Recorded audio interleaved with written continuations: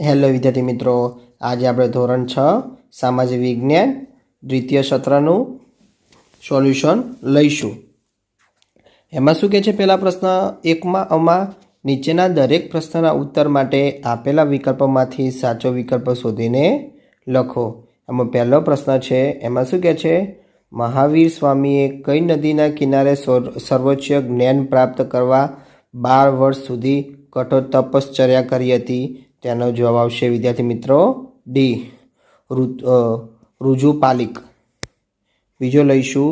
બીજામાં શું કહે છે? મુદ્રા રાક્ષસ નાટકનું સર્જન કોણે કર્યું હતું? તેનો જવાબ આવશે વિદ્યાર્થી મિત્રો બી, વિશાખ દત્તરે. ત્રીજો લઈશું. ત્રીજા પ્રશ્નમાં શું કહે છે? ચંદ્રગુપ્ત બીજાના સમયમાં કયો ચીની યાત્રાળુ ભારત આવ્યો હતો?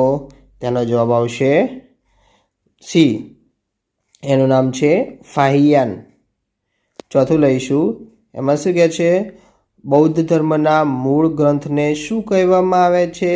તેનો જવાબ આવશે સી, તો કે ત્રિપિટક. પાંચમો લઈશું. પાંચમામાં શું કહે છે? નીચેના પૈકી કયો પર્વત જ્વાળામુખી પર્વત છે? તેનો જવાબ આવશે બી, જેનું નામ છે એન્ડીઝ. છઠ્ઠા પ્રશ્નમાં શું કહે છે? ઉત્તર પૂર્વ દિશાને કઈ દિશા કહેવાય છે? તેનો જવાબ આવશે બી, જેનું નામ છે ઈશાન. સાતમા પ્રશ્નમાં શું કહે છે?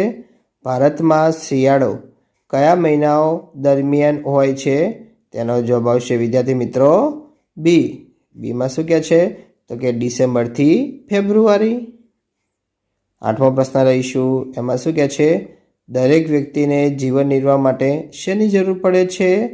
તો વિદ્યાર્થી મિત્રો આનો જવાબ આવશે ડી, જેમાં છે આવકની. બ લઈશું. બમાં શું કહે છે? યોગ્ય શબ્દો વડે નીચેના વિધાનોની ખાલી જગ્યાઓ પૂરો.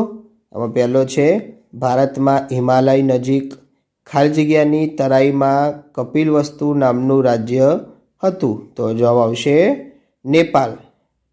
બીજો, ખાલી જગ્યાનો સ્તંભ ભારતનું રાષ્ટ્રીય પ્રતીક છે. તો જવાબ આવશે અશોક. ત્રીજો, પ્રાચીન ભારતના છેલ્લા મહાન સમ્રાટ ખાલી જગ્યા હતા. તો જવાબ આવશે હર્ષવર્ધન. ચોથો, મહાજનપદ સમયમાં કુવા તરીકે ઓળખાતા ખાલી જગ્યા મળી આવ્યા હતા અથવા છે. તો જવાબ આવશે વલયકુપ. પાંચમો લઈશું. એમાં શું કહે છે? પર્વતો ખાલી જગ્યાનું ઉદ્ગમ સ્થાન છે. તો જવાબ આવશે નદીઓ. છઠ્ઠો, રંગીન નકશાઓમાં ખાલી જગ્યા દર્શાવવા વાદળી રંગ વપરાય છે. તો આવશે પાણી, જળ સ્વરૂપ. સાતમો, ખાલી જગ્યા ગુજરાતનું રાજ્ય પક્ષી છે. તો જવાબ આવશે સુરખાબ. આઠમો પ્રશ્ન લઈશું. આઠમા પ્રશ્નમાં શું કહે છે? ઔદ્યોગિક રોજગારી ખાલી જગ્યામાં વધુ મળી રહે છે. તો જવાબ આવશે શહેર. હવે વિદ્યાર્થી મિત્રો આપણે બીજાનો અ લઈશું. એમાં શું કહે છે? નીચેના વિધાનો ખરા છે કે ખોટા તે જણાવો. તો પહેલો પ્રશ્ન છે, બુદ્ધને સારનાથમાં જ્ઞાન પ્રાપ્ત થયું હતું. તો કે ખોટું. બીજો પ્રશ્ન લઈશું. બીજા પ્રશ્નમાં શું કહે છે? કલિંગનું રાજ્ય દક્ષિણ ભારતમાં હતું. તો એનો જવાબ આવશે ખોટું. ત્રીજો પ્રશ્ન લઈશું. ત્રીજા પ્રશ્નમાં શું કહે છે? કુમારદેવી લિચ્છવી જાતિની કન્યા હતી. તો જવાબ આવશે સાચું. ચોથો પ્રશ્ન લઈશું. ચોથા પ્રશ્નમાં શું કહે છે? નારદ સ્મૃતિનો સમાવેશ કાયદા ગ્રંથમાં થાય છે. તો આવશે સાચું. પાંચમો પ્રશ્ન લઈશું.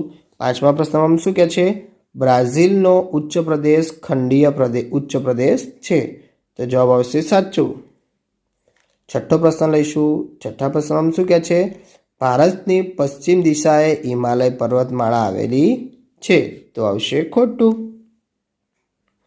સાતમો પ્રશ્ન લઈશું. સાતમા પ્રશ્નમાં શું કહે છે? ભારત મોસમી આબોહવા ધરાવતો દેશ છે. તો જવાબ આવશે સાચું. આઠમો પ્રશ્ન લઈશું. આઠમા પ્રશ્નમાં શું કહે છે? શહેરમાં રોજગારી મેળવવી ખૂબ જ આસાન છે. તો કે ખોટું આવશે. હવે બ લઈશું. બમાં શું કહે છે? બંધ બેસતા જોડકા જોડો. ચલો એમાં પહેલું છે સરપંચ. તો સરપંચમાં આવશે તો વિદ્યાર્થી મિત્રો મેં જોડે પણ લખેલું છે, દેખાય છે? પહેલાંનું ત્રીજું. તો ત્રીજામાં શું લખેલું છે? તો કે ગ્રામ પંચાયતના વડા. બીજું તલાટી કમ મંત્રી. તેનો જવાબ આવશે, બીજાનો જવાબ આવશે પાંચમો. એનો જવાબ આવશે પાંચમામાં શું જવાબ લખેલો છે? તો કે ગ્રામ પંચાયતના વહીવટી અધિકારી. ત્રીજો લઈશું તાલુકા વિકાસ અધિકારી. તેનો જવાબ આવશે બીજો. એમાં છે તાલુકા પંચાયત. ચોથો લઈશું. ચોથા પ્રશ્નમાં શું કહે છે? જિલ્લા વિકાસ અધિકારી. તેનો જવાબ આવશે પહેલો, તો કે જિલ્લા પંચાયત. ચલો આપણે ક લઈશું વિદ્યાર્થી મિત્રો. કમાં શું કહે છે? તમને આપેલા ભારતના રેખાંકિત નકશામાં નીચેની વિગતો યોગ્ય સંજ્ઞા વડે યોગ્ય સ્થાને દર્શાવવાની રહેશે. તો વિદ્યાર્થી મિત્રો એમાં આપેલી છે પહેલી મહારાષ્ટ્ર રાજ્ય, બીજી છે બ્રહ્મપુત્ર નદી, ત્રીજી સાતપુડા પર્વત, ચોથી ગંગા યમુનાનું મેદાન, પાંચમી કોલકાતા છે. એ તમારે જાતે આ નકશાની અંદર દર્શાવી નાખવાની રહેશે. ચલો વિદ્યાર્થી મિત્રો આપણે પ્રશ્ન ત્રીજો લઈશું. એમાં શું કહે છે? નીચેના પ્રશ્નના ઉત્તર 1-2 વાક્યોમાં લખો. તો પહેલો પ્રશ્ન છે ગૌતમ બુદ્ધનો જન્મ ક્યારે અને કોના ત્યાં થયો હતો? તો વિદ્યાર્થી મિત્રો એનો જવાબ આવશે ગૌતમ બુદ્ધનો જન્મ ઈસવીસન પૂર્વે 566માં કપિલ વસ્તુમાં શું કહે શુદ્ધોધન અને માયાદેવીના ઘરે થયો હતો. બીજો લઈશું. એમાં શું કહે છે? ગૌતમ બુદ્ધ અને મહાવીર સ્વામીએ કઈ ભાષામાં ઉપદેશ આપ્યો હતો? તેનો જવાબ આવશે ગૌતમ બુદ્ધ અને મહાવીર સ્વામીએ પ્રાકૃતિક અને અર્ધમાગધીમાં ઉપદેશ આપ્યો હતો. પછી ત્રીજો લઈશું. એમાં શું કહે છે? અર્થશાસ્ત્ર ગ્રંથમાંથી મૌર્ય સામ્રાજ્યની કઈ માહિતી મળે છે? તેનો જવાબ આવશે અર્થશાસ્ત્ર ગ્રંથમાંથી મૌર્ય સામ્રાજ્યની રાજકીય, આર્થિક અને સામાજિક જીવનની માહિતી મળે છે. ચોથો પ્રશ્ન લઈશું. ચોથામાં શું કહે છે?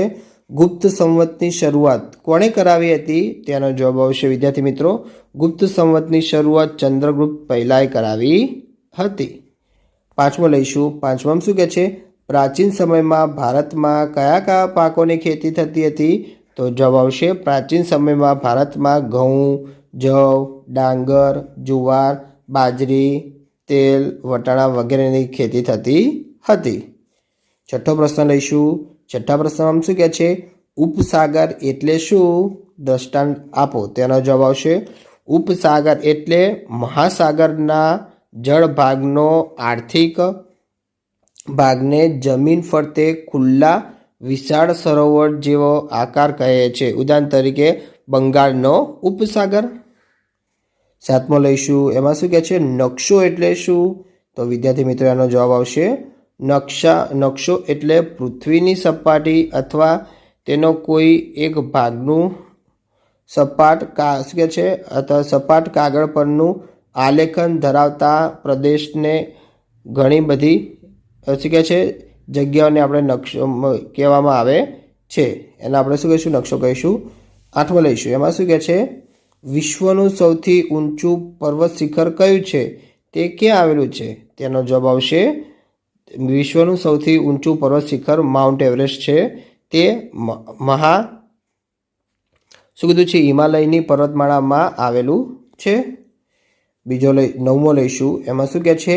મેયર પોતાના હોદ્દા પર કેટલી મુદત માટે રહી શકે છે?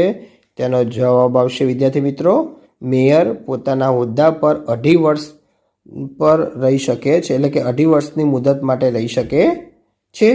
દસમો લઈશું. દસમામાં શું કહે છે? કેવી વ્યક્તિને રોજગારી મેળવવામાં સરળતા રહે છે?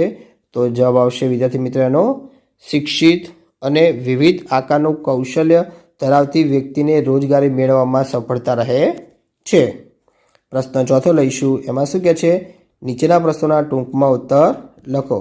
આમાં પહેલો છે વિદ્યાર્થી મિત્રો અહીંયા ગમે તે 5 અને તમને માર્ક્સ આપે છે 15, એટલે તમને ખબર પડી ગઈ એક પ્રશ્ન કેટલા માર્ક્સનો છે? તો કે 3 માર્ક્સનો રહેશે.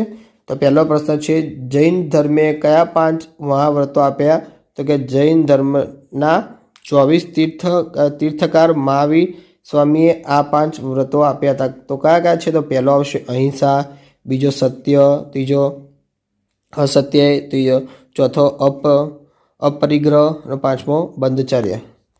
ઓકે, તો વિદ્યાર્થી મિત્રો બીજાના પ્રશ્નોના જવાબ તમારે જાતે લખી નાખવાના રહેશે. હું તમને ફક્ત પ્રશ્ન કહું છું. તો બીજો પ્રશ્ન છે, ગુપ્ત યુગમાં ધાર્મિક સ્થિતિ કેવી હતી? ત્રીજો પ્રશ્ન, ચંદ્રગુપ્ત વિદ્યાપ્રેમી અને સંગીત પ્રેમી હતો, કારણ આપો. ચોથો, મેદાનની રચના કેવી રીતે થાય છે? સમજાવો. પાંચમું, ભૂમિ સ્વરૂપોના સર્જનમાં કયા પરિબળો ફાળો આપે છે? છઠ્ઠો, પાનખર ઋતુ વિશે સમજૂતી આપો. 7, જૈવ આરક્ષિત ક્ષેત્ર એટલે શું? પછી પ્રશ્ન 5મો લઈશું. એમાં શું કહે છે? નીચેના પ્રશ્નોના ઉત્તર 6-7 વાક્યોમાં લખવાના રહેશે. તો વિદ્યાર્થી મિત્રો આપણે પહેલો પ્રશ્ન છે કે મૌર્ય વંશનું પતન કેવી રીતે થયું? બીજો, ટૂંક નોંધ લખો વલ્લભી વિદ્યાપીઠ. ત્રીજો, નકશો કઈ રીતે ઉપયોગી છે? 4, નગરપાલિકાની રચના કેવી રીતે થાય છે? 5, ટૂંક નોંધ લખો ગ્રામ્ય જીવન નિર્વાહ. વિદ્યાર્થી મિત્રો તમને મારો વિડીયો ગમ્યો હોય તો ચેનલને લાઇક, શેર અને સબસ્ક્રાઈબ કરવાનું ભૂલતા નહીં.